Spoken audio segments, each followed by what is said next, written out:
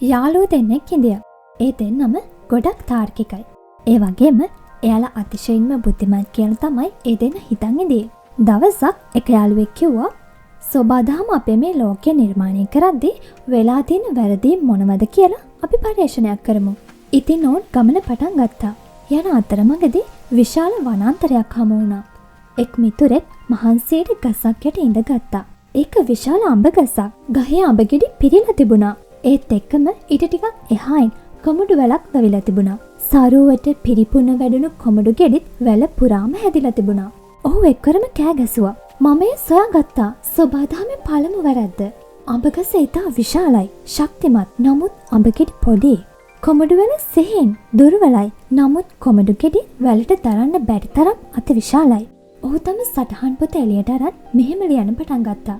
කුඩා පළතුරු සහිත මෙතරම් විශාල ගසක්, විශාල පළතුරු සහිත මෙතරම් කුඩා වැලක් සියල්ල උඩු යටිකුරු වී ඇත. එතකොටම අඹ ගෙඩිය කෙලින්ම ඔහුගේ ඔලුවට වැටුණා. ඔහුට හොඳටම රිදුණා. එයා හැමෙහෙට කිව්වා මම මේ වැරද්ද අවලංගු කරනවා. අඹ ගෙඩියක් වෙනුවට කොමඩු ගෙඩියක් වැටුණා නම් මගේ ඔලුව පැලිලා යන්නත් ඉඩ තිබ්බා.